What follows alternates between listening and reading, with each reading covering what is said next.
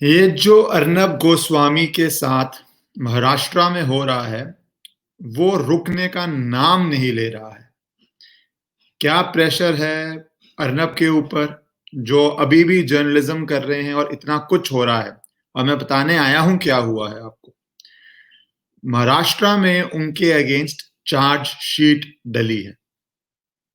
Chargesheet उसी case में डली है जिसके अंदर 4 नवंबर को महाराष्ट्र में उनको अरेस्ट किया गया था। हम सब ने वो विजुअल्स देखी थी यहाँ पे, है ना, जब कमांडो टाइप एक रेड हुई थी, बड़ी बड़ी मशीन्स के साथ, गन्स के साथ, और उनको सुबह सुबह अरेस्ट किया गया था। याद है आप सबको? वो कोई बहुत पुरानी बात नहीं है, मेरे ख्याल से 4 नवंबर की बात है। उसके बाद अब मैं आपको बताने लगा हूं कि चार्जशीट क्या होती है, क्यों हुई, और सुप्रीम कोर्ट की क्या ऑब्जर्वेशंस थी।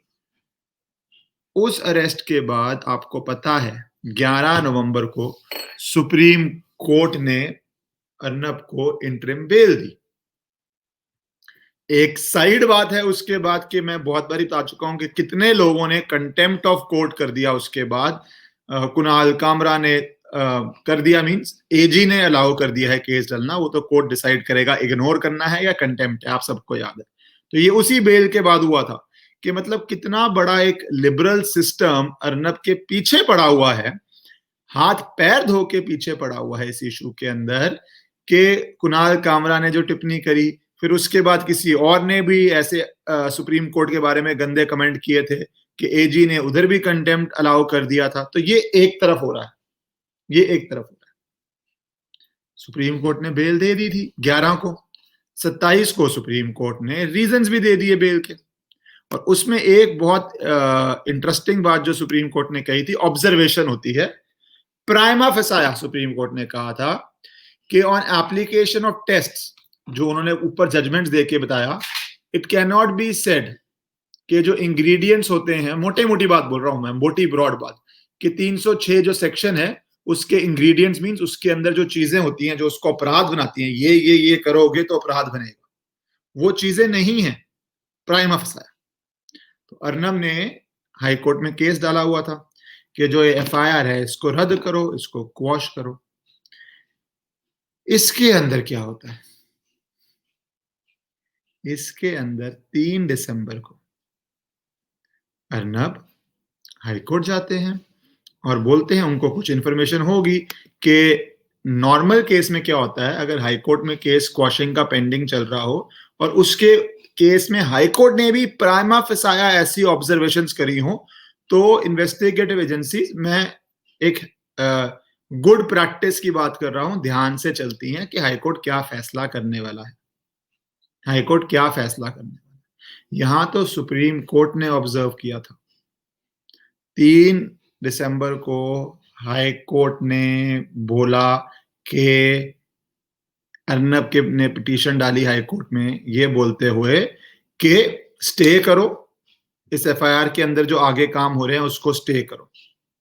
और उन्होंने एक इंटरिम स्टे भी मांगा कि ये चार्जशीट ऐसी कोई डले ना, उनको लगा होगा कुछ होने वाला है, और वही हो गया है। अब इस केस में ऑलमोस्ट 1900 पेजेस, 1900 पेजेस की चार्जशीट डाल दी गई है।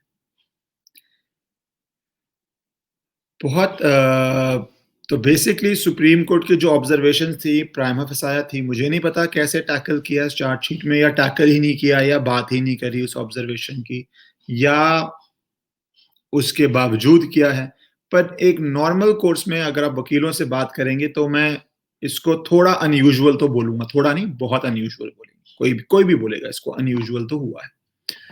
अब देखते हैं आगे क्या होता है। हाईकोर्ट के पास पूरी पावर्स हैं, मेरा ये मानना है कि वो अभी भी क्वॉश कर सकती है। पर यस, ये चीजें और कॉम्प्लिकेटेड हो रही हैं, ये चीजें और रिलेंटलेस हो रही हैं, ये चीजें रुकने का नाम नहीं ले रही हैं। तो स्थिति अभी भी, जो आप लोग मुझसे बार बार पूछते हैं क्या हो रहा है, क्या हो रहा है अर्नब गोस्वामी में, क्या हो रहा है, इसमें चीजें बहुत डेलिकेट हैं, बहुत गंभीर हैं, बहुत सीरियस हैं, और बहुत कुछ चल रहा है। सो होपफुली, मैं तो हमेशा एक आपको बात बोलता हूं कि जस्टिस होगा, पर जस्टिस के रास्ते में बहुत सारी पेचीदगियां होती हैं, बहुत सारी कॉम्प्लिकेशंस होती हैं, बहुत सारी चीजें ऐसी होती हैं जो केयरफुली जो लोग इन्वॉल्व होते हैं उनको डील करनी पड़ती हैं। और यही हो रहा है इस केस में कि अब एक चार्जशीट डल गई है। लेट अस सी आगे इसमें क्या होता है, आके आपको बताता रहूंगा।